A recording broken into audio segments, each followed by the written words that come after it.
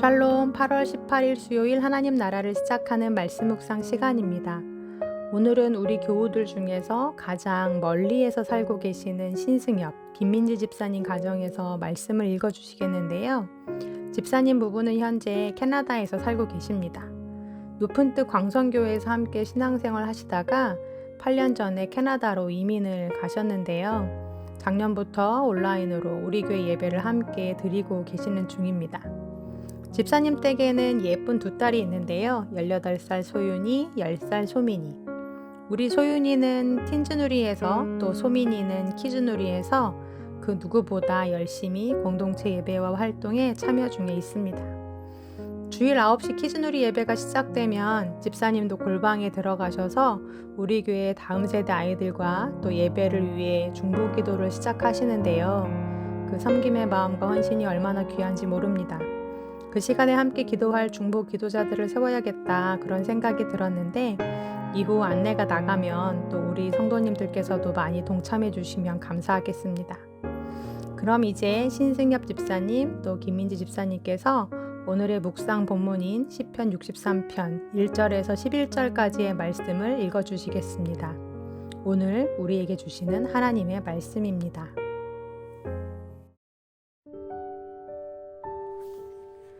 하나님이여 주는 나의 하나님이시라. 내가 간절히 주를 찾되 물이 없어 마르고 황폐한 땅에서 내 영혼이 주를 갈망하며 내 육체가 주를 앙모하나이다.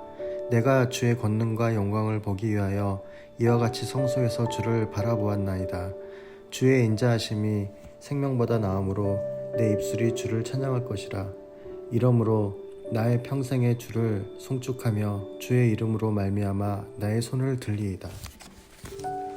골수와 기름진 것을 먹음과 같이 나의 영혼이 만족할 것이라. 나의 입이 기쁜 입술로 주를 찬송하되 내가 나의 침상에서 주를 기억하며 새벽에 주의 말씀을 작은 소리로 읊조릴 때에 하오리니 주는 나의 도움이 되셨음이라. 내가 주의 날개 그늘에서 즐겁게 부르리이다. 나의 영혼이 주를 가까이 따르니 주의 오른손이 나를 붙드시거니와. 나의 영혼을 찾아 멸하려 하는 그들은 땅 깊은 곳에 들어가며 칼의 세력에 넘겨져 승냥이의 먹이가 되리이다. 왕은 하나님을 즐거워하리니 주께 맹세한 자마다 자랑할 것이나 거짓말하는 자의 입은 막히리로다. 아멘. 신승엽 김민지 집사님 가정의 기도 제목을 알려드립니다. 첫 번째, 승엽, 민지, 소윤, 소민 모두 하나님이 기뻐하시는 예배를 드리고 날마다 말씀 안에 거하고 싶습니다. 두 번째, 삶의 우선순위를 주님께 드리고 기도의 지경을 넓혀주셔서 열방을 위해 다음 세대를 위해 기도하며 주님 기뻐하시는 삶의 기도를 드리게 하여 주옵소서. 세 번째, 양가 부모님이 날마다 더 말씀의 은혜 안에 거하게 살펴주시고 건강을 허락해 주시옵소서라고 보내주셨어요. 늘 멀리서 기도의 빚을 지고 있는 또 이 가정을 위해 오늘은 한국에 있는 우리 우신교우들이 함께 마음 모아 기도했으면 좋겠습니다. 그럼 주신 기도 제목 놓고 이 시간 함께 기도하겠습니다.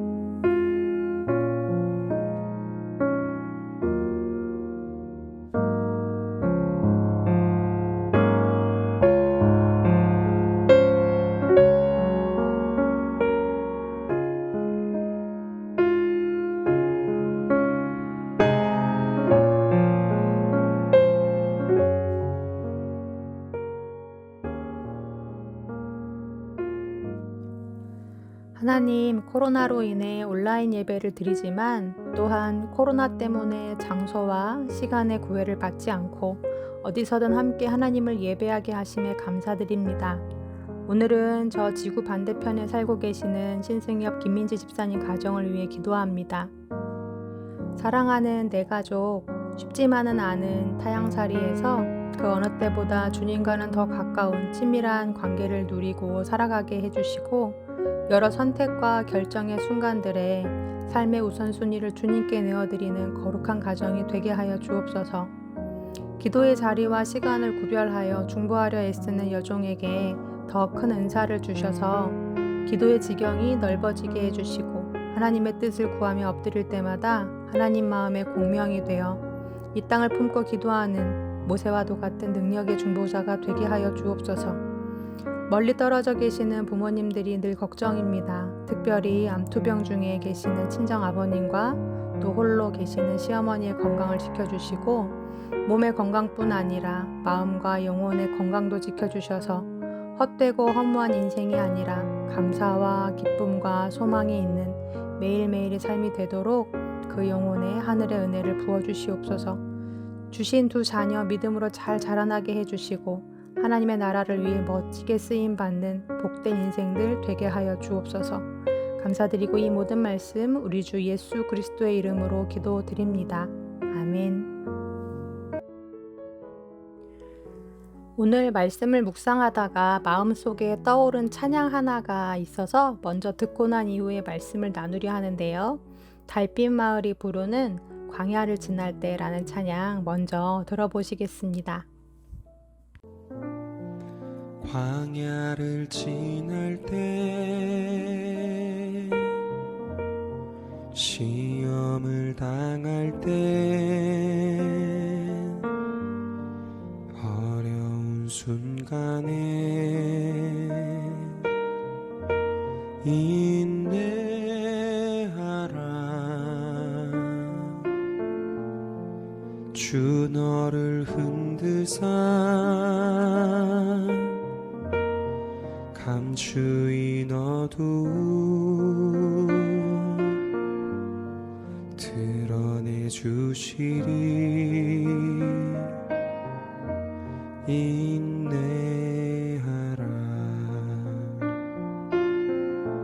주 안에서 인내하라.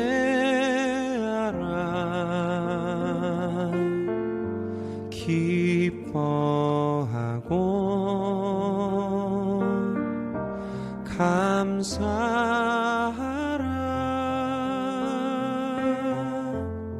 주 내 방패 되사 그 선하심으로 늘 함께 하시면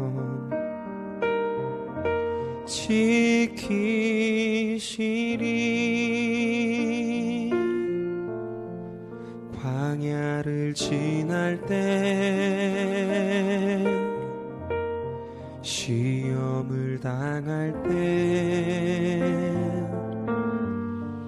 어려운 순간에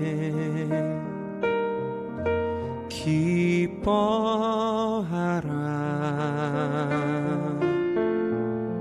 그 시련을 통해 너를 단련하사 정금같이 되리. 기뻐하라.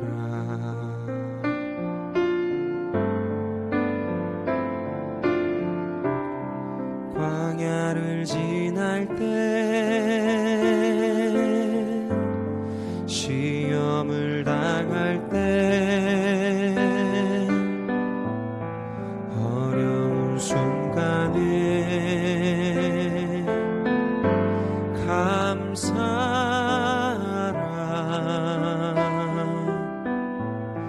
모든 일 합하여 선을 이루시며 승리케 하시리. 감사하라.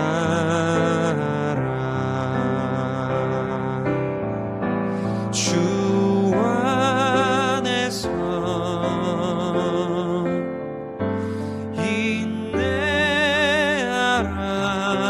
인내하라. 기뻐하고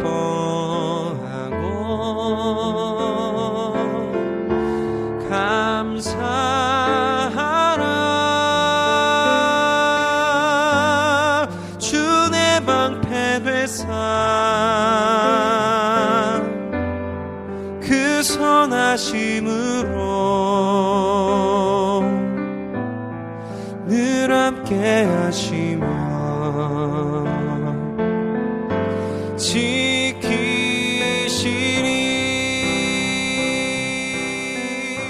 주. 네, 시간상 다 들려드리지 못했는데요. 오늘 계속 이 찬양 마음속으로 읊조려 보시면서 이 찬양의 가사가 오늘 나의 광야 같은 삶을 버티고 붙들어주는 힘이 되었으면 좋겠습니다. 오늘의 시편, 시편 63편은 다윗의 시로 다윗이 유다 광야에 있을 때라고 그 표제가 적혀져 있습니다. 이때가 사울을 피해서 광야에서 유랑 생활을 하고 있던 중이었는지 아니면 아들 압살롬의 반역을 피해 광야에서 도피 생활을 하고 있던 중이었는지는 정확히 알 수가 없습니다. 하지만 다윗이 시에서 밝힌 내가 간절히 주를 찾는다. 내 영혼이 주를 갈망하고 내 육체가 주를 앙모한다 라는 표현에서도 유추해 볼 수 있듯이 다윗이 지금 물리적으로도 또한 심적으로도 주님의 도우심을 간절히 구할 수밖에 없는 힘든 상황에 놓여 있는 것은 맞는 것 같습니다. 다윗은 고백합니다. 내가 침상에서 주를 기억하며 새벽에도 주의 말씀을 작은 소리로 읊조린다고요. 한마디로 자나 깨나 하나님의 이름을 부르며 주의 도우심을 구하고 있다라는 뜻입니다. 그리고 1절에서 다윗이 쓴 갈망하다라는 이 표현은 카마흐라는 동사로 무언가를 애타게 그리워하고 사모할 때 쓰이는 단어인데요. 구약을 통틀어서 오직 이곳에서만 쓰였다고 합니다. 이 광야의 삶이 언제 끝이 날지, 진짜 다시 예전에 자신의 자리로 돌아갈 수는 있는 건지, 이대로 삶이 끝나버리는 건 아닌지, 말 그대로 다윗을 수시로 엄습해오던 그 두려움과 절망과 낙심의 상황들을 다윗이 어떻게 이겨냈는지 오늘의 시편은 우리에게 그 비결을 알려주고 있습니다. 그것은 바로 두 가지인데요. 첫 번째는 내가 과거에 경험했던 내 하나님에 대한 기억들을 소환해내는 것입니다. 성소에서 경험했던 하나님의 권능과 영광, 그리고 그의 인생 가운데서 맛보아 알았던 하나님의 인자하심과 선하신 기억들을 다시 되짚어 소환하는 것입니다. 사람에게는 쿠션이라는 것이 필요하다고 하죠. 충격이 가해질 때 그 충격을 완화해 줄 수 있는 쿠션 말입니다. 어릴 적 받았던 사랑, 그리고 그 신뢰의 경험들이 이후 인생의 어려움을 이겨내는데 큰 도움을 준다고 합니다. 다윗 역시도 지금은 비록 언제 끝날지 모르는 광야에 처해 있지만 그가 인생 중에 경험했던 신실하신 하나님 아버지의 은혜와 사랑이 그 광야를 버티고 지날 수 있는, 또 인내할 수 있는 힘이 되었다고 그는 고백하고 있습니다. 또 한 가지는 힘이 들면 들수록 오히려 더 힘을 내서 하나님 가까이에서 그분을 따르는 것입니다. 8절 말씀인데요. 나의 영혼이 주를 가까이 따르니 주의 오른손이 나를 붙듯이 거니와 라고 기록하고 있습니다. 가까이 따르다에서 따르다는 다바크라는 단어로 꼭 붙잡다, 매달리다 라는 뜻이 있는데요. 올 여름 휴가 때 막내 아이와 같이 알파인 코스터를 탄 경험이 있습니다. 진짜 뭣도 모르고 탔다가 얼마나 후회를 했는지 모릅니다. 무서운 놀이기구를 잘 못 타는 성격인데 겉에서 보기에는 그게 그렇게 빠른지 몰랐거든요.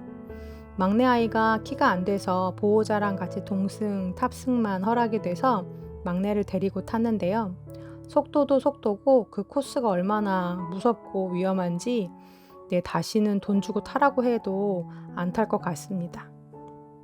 그 혼자서도 무섭고 위험한 길을 내려오면서 제가 어떻게 했는지 아십니까? 한 손으로는 기구를 꼭 잡고 또 남은 한 손으로는 아이의 가슴을 꽉 움켜잡고 끝까지 내려왔습니다. 그러면서 연실 혜민아 걱정하지 마. 엄마가 꽉 붙잡고 있어. 무서워하지 마. 괜찮아. 이렇게 아이 귀에 계속 소리를 들려줬거든요. 오늘 말씀을 묵상하는데 그때 제 모습이 생각이 났습니다. 항해를 하다 보면 바람 한 점 없는 날 망망대해를 편안하게 항해할 때도 있지만 협곡을 지나고 또 폭포같이 위험한 길을 떨어질 때도 있잖아요. 그때 다윗이 하나님을 꼭 붙잡았답니다. 무서우면 무서울수록, 두려우면 두려울수록 더 크게 소리 지르고 그분을 찾고 그분 가까이에서 그분을 붙잡았답니다. 그러니 그분이 더 세게 그분의 오른손으로 다윗을 움켜 붙들어 주셨답니다. 사랑하는 우리 우신 가족들, 아무도 예상하지 못한 코로나의 상황을 지나면서 몸도 마음도 영혼도 지칠 대로 지쳐있는 이 광야 같은 시간을 경험하고 계실 것입니다. 이 지치고 힘든 상황에 그렇다면 여러분은 무엇을 갈망하고 계신가요? 잠자리에 들 때나 깨어났을 때 여러분의 생각을 붙들고 또 차지하고 있는 그것은 무엇인가요? 그리고 여러분은 이 광야의 시간 속에서 무엇을 내 가까이에 두고 또 따르고 계신가요? 함께 들었던 찬양의 가사처럼 그리고 오늘 다윗의 고백처럼 내 인생 가운데에서 신실하셨던 하나님, 선하신 하나님의 기억을 소환해내고 그분이 오늘도 나를 꽉 붙잡고 이 광야를 또 롤러코스터 같은 내 인생을 동행하고 계시기에 두려움과 절망, 낙심의 광야에 매몰되지 않고 이 광야를 무사히 헤쳐나갈 수 있는 우리가 되기를 간절히 소망해 봅니다. 나의 영혼이 주를 가까이 따르리니 주의 오른손이 나를 붙드시거니와. 아멘. 함께 말씀 기억하며 기도하시겠습니다. 나의 주 하나님, 주님은 신실하십니다. 주님은 선하십니다. 주님은 완전하시고 크신 분이십니다. 광야를 지날 때 나의 생각과 시선이 주님을 향하길 원합니다. 하나님에 대한 경험이 나의 쿠션이 되어 위험한 길을 지날 때 그것이 내 신뢰요, 믿음이 되기를 원합니다. 비록 현실은 광야에 처해 있지만 광야에 내 전부를 내어주지 않고 내 심령은 주를 더 가까이에서 붙잡고 따르게 하여 주옵소서. 지쳐있는 우리에게 영적인 힘을 더하여 주사 더 가까이에서 주를 붙드는 자들 되게 하여 주옵소서. 주님, 우리 우신 가족들 모두 이 광야를 잘 지날 수 있도록 오늘의 필요한 힘과 능력과 은혜를 더하여 주옵소서. 예수님의 이름으로 기도드립니다. 아멘.